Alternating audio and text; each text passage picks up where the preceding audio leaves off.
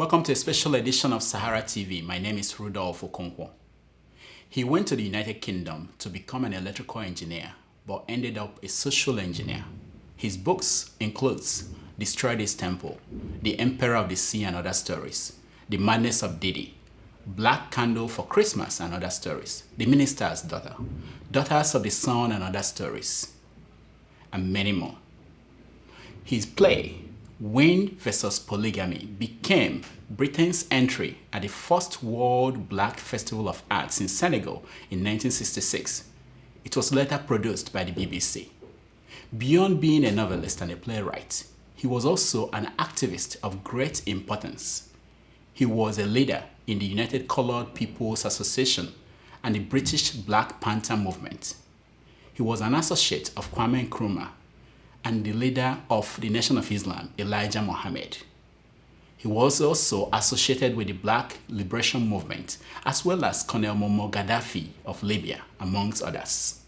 His works influenced me more than the work of any other African writer.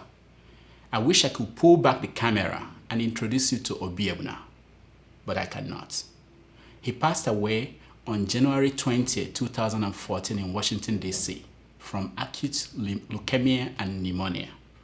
But today, I bring you the next best person in his place. I bring to you another writer, activist, and fighter for the cause of Black people all over the world. He is one of the founders of the Mass Emphasis Children's History and Theatre Company. He's also the U.S. correspondent of the Zimbabwean newspaper, the Herald. He happens to be the son of Obi Egbuna.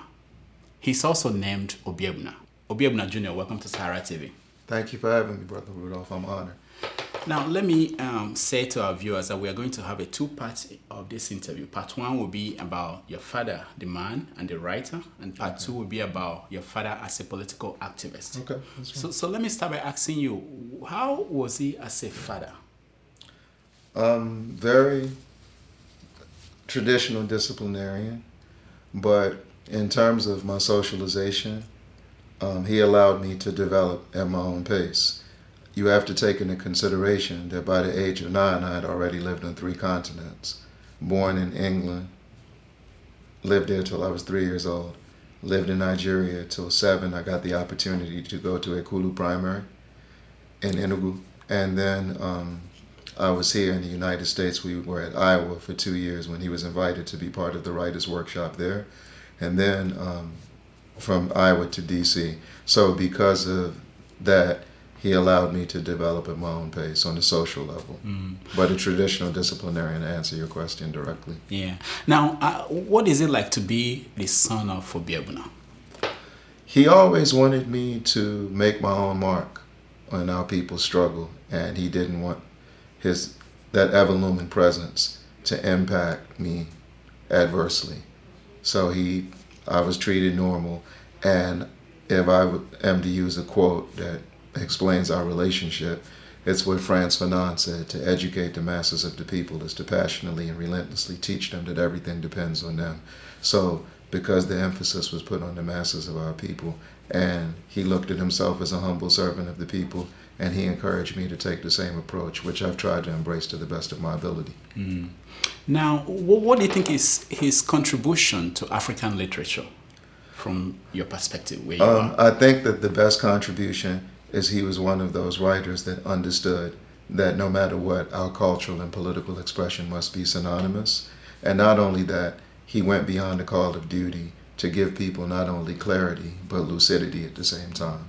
Yeah, because I wanted to ask you about his writing style. What makes his style different from other African writers? Well, he used to always tell me when I got into writing, you have 2 types of writers: those who write about the people and those who write for the people. And that's the extended answer is we know the difference between analysis by observation and analysis by participation. So if you're part and parcel of the people's collective struggle, part of the people's collective experience, you go beyond the call of duty to always write for the people, never about the people. Now, what is his relationship, or what was his relationship with African writers in his later years? For instance, was he part of people that attend conferences, or was it...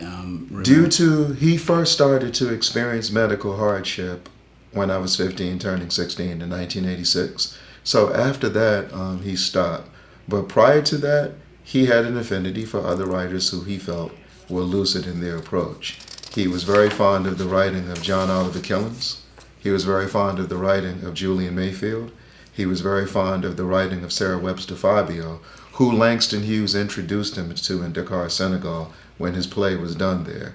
And so these are the type of people. And also, I remember one of the first things he got me to read, because he was impressed with the lucidity of his writing. He was also very appreciative of George Jackson's writing, Soledad Brother and Blood in My Eye. And he would also tell me, when I started studying Frantz Fanon, that Frantz Fanon never referred to black skin, white masks again, because it was too academic in its approach. So he preferred to die in colonialism, Toward the African Revolution, and The Wretched of the Earth, because those writings were not only passionate, not only eloquent, but were lucid. Now, in Destroy This Temple, your father wrote that the Shombes of African literature are more dangerous than the Shombes of the African politics.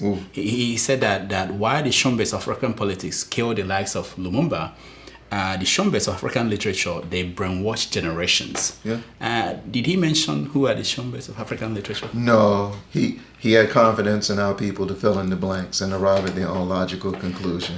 Because most of our viewers are Africans, and they're African, interested in African writing. What did he think about something like the Nobel Prize for literature that goes to different countries and which Africans have won?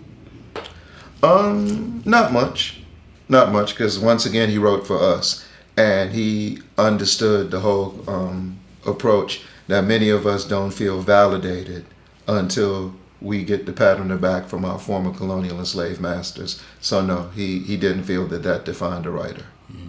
Now, your father met the leader of the Nation of Islam, Elijah Muhammad, during his first visit to the United States. Yes. What was his relationship with the Nation of Islam? Well, just that one visit is what spearheaded the effort. In Destroy This Temple, which you've read, and you refer to it quite often in your writing, he said in 1966, when he came here, the highlights of his visit were three. Number three, I'll start with number three. He went to a Native American reservation in New Mexico, and he met a distinguished Native American elder who told him never abandon his culture. The second visit was to Vine City in Atlanta, where the Student Nonviolent Coordinating Committee's headquarters were. And then he said the highlight of the visit, without question, was the Honorable Elijah Muhammad, because he considered the Honorable Elijah Muhammad the most influential leader that we had in this country since the days of the Honorable Marcus Mosiah Garvey. Now, you also, there was a mention that he had a meeting with Fela in Nigeria. Do you recall him talking about what he thought about Fela's music? He loved him. He would always tell me that Fela shows you that all of us as individuals, as daughters and sons of Africa, our lives represent perpetual motion. Because he said when they had the Black Power movement in Britain, Fela wanted no part of it at all. All he wanted to do was make music. And by the time he got back to Nigeria and they began to engage each other again, he saw the transition. But like myself, Fela's the son of a very brilliant fighter in her own right, Fumaleo Kuti. So eventually it took him time to embrace that legacy, embrace that direction, embrace that outlook on life, and we see the results of that today.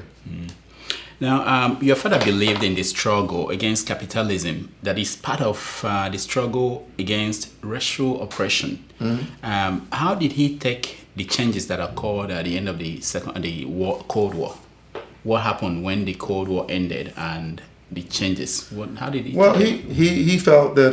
Number one, also he, being a student of Nkurumah, a disciple of Nkurumah, as you will, he felt socialism and African unity are organically complementary, and not socialism because Marx said so, or Lenin said so, or Khrushchev said so, or Gorbachev said so, but because Nkrumah arrived at that conclusion, Sekou Touré arrived at that conclusion, Patrice Lumumba arrived at that conclusion, Amilcar Cabral. So he felt that our socialism was our burning desire to re-embrace African communalism.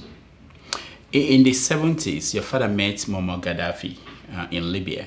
Now, watching the Arab Spring and what happened to Gaddafi, how did he take it? How did he see what happened? Oh, he was hurt because, interestingly enough, what people forget is Gaddafi was a student in London.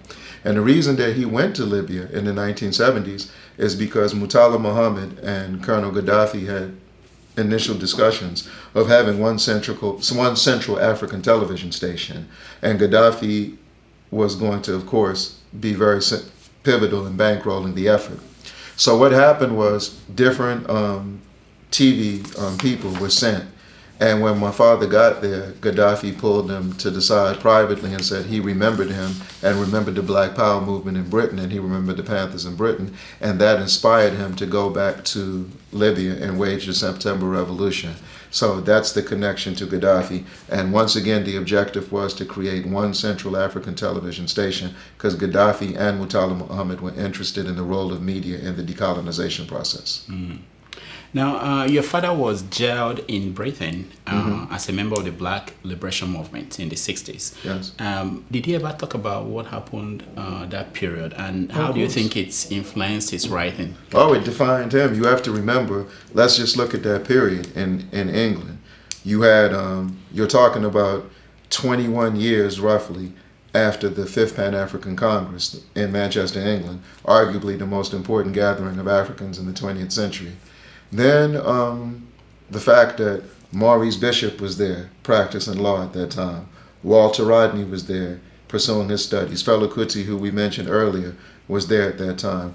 Members of ZANU and Zimbabwean African National Union were there. CLR James was there as an elder statesman. So you had this very Pan-African mix of activists in numerous capacities there. So that had a significant impact on him. And that's when he first wrote his essay, The Murder of Nigeria, condemning the Igbo-Biafran War, which put him in touch with not only Osagyefo Kwame Nkrumah directly, but Shirley Graham Du Bois as well. Yeah, I wanted to talk about that book because it kind of castigated Nigeria for what they were, how they were prosecuting the war. Yeah. What was the relationship between your father and the Igbo people and issues about Igbo people in Nigeria? The interesting thing is, he was staunchly Pan-Africanist. So he didn't even look at himself as a Nigerian, let alone Igbo. So he said, because if you allow yourself to be looked at that way, you're reduced to your reflection in your mirror and your shadow. So he said that it was of paramount importance for him to always say that he was an African writer, a son of Africa, and his writing and his activism had to demonstrate that. Mm-hmm.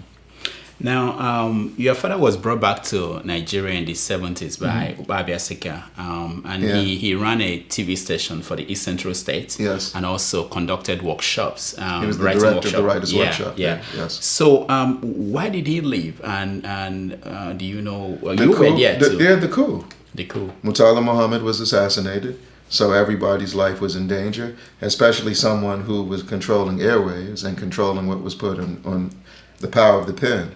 So that made him a target. And because Murtala Muhammad's government, and we take a look at what's going on in Nigeria today, we've never looked at ourselves as Christians, we've never looked at ourselves as Muslims, we've looked at ourselves as Africans. So he felt, and then he got invited to the Writers' Workshop in Nigeria because that connection he had made with Sarah Webster Fabio, she had recommended him, and then when he got there, she'd even made a recommendation that he become the writer in residence at the University of Wisconsin, but he chose to come to Howard University instead.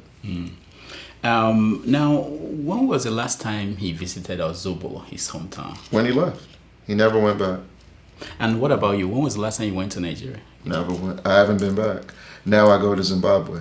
And since I see myself as an African too, and since Zimbabwe and Nigeria both have the distinction of being colonized by the British, I feel one not only with all Africans, but in particular all Africans that are no stranger to British colonialism. And since the British are the architects of colonialism, then I feel an affinity with everyone who's gone through the experience, whether it's in Grenada or Zimbabwe. Now, Most of your father's work, they are now out of print. Is there any plan to bring them back? Yes. So that the generation that didn't read them will publish? We're having some discussions with certain publishers whose names I won't disclose at this point, but there's been an interest expressed. Most people are very interested in Destroy This Temple quite naturally because of its target and its focus and its concentration. But young people, younger brothers like yourself and younger sisters out there are interested in the cultural work as well, which would have been fine with him because he felt that until we make our cultural and political expression synonymous, we will never have freedom as a people, total freedom. Now, in the last 10 years of his life, what was the concentration, the focus of his work?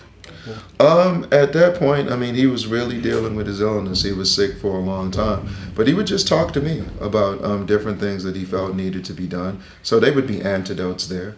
For example, he would tell me that fighting against the attempted vilification and demonization of Robert Mugabe and the people of Zimbabwe was more challenging than defending the integrity of Kwame and Nkurumah and the people of Ghana. So we would talk about things like that. He would say that under no circumstances should we compromise the integrity of the Cuban Revolution. So a lot of these things, we would just, we had a conversation that never stopped. Now, as a writer, what advice did he give you in terms of your writing? Lucidity, writing for the people, and in my writing making a distinction, because we have people out here now, you have two types of writers and two types of activists. People who are trying to build a movement sincerely, a Pan-African movement that we can all call our own, and some who are trying to build their reputation at the expense of our movement, trying to create a new social science or discipline, shall we say. We know we already have philosophy, psychology, sociology, history, geography. People are trying to create a discipline called expertology, and we reject it outright. When you look at the spectrum of African writers today, is there anyone you can say is following the path that your father followed? No, I don't see any, because I think that what he was speaking to, which leads to your question, I think that the majority of writing that I see takes a very strong neo-colonialist leaning. All right. We are going to take a break. When we come back, we are going to do the part 2 of this interview, and we are going to focus on Obi Egbuna, the political activist. We will also touch on the work that the son is doing, how he's doing as a writer and as a political activist. So stay tuned.